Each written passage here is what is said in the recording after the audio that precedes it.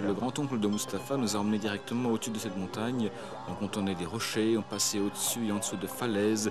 C'était comme un sentier. Et moi, je suis fatigué et essoufflé. Quand est-ce qu'on va voir l'arche? Et tout à coup, il montre quelque chose en bas. On regarde et voilà ce bateau énorme, impressionnant. Là, en dessous de vous, dans ce brouillard, vous voyez, c'est presque comme dans un rêve qui tout à coup devient réel. En 1959, on survolait le mont Ararat dans des avions de chasse quand on a repéré ce qu'on disait être l'arche de Noé. Ça avait la structure d'une grande péniche, un peu comme un grand garage. Ça ressemblait clairement à une construction humaine.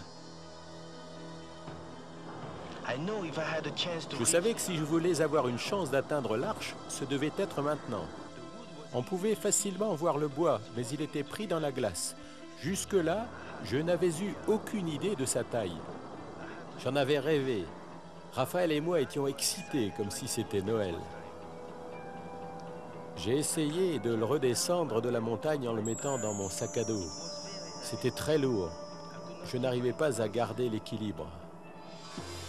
Au sommet d'une haute montagne, à l'est de la Turquie, cachée sous un glacier, il existe un vestige qui nous met en relation directe avec notre lointain passé. Certains récits affirment qu'il s'agit d'un très vieux bateau de bois datant de 5000 ans, divisé en stalles et en cages. Grâce au rapport de témoins oculaires, vous allez découvrir pour la première fois ce qui se cache vraiment derrière la légende séculaire de l'Arche de Noé.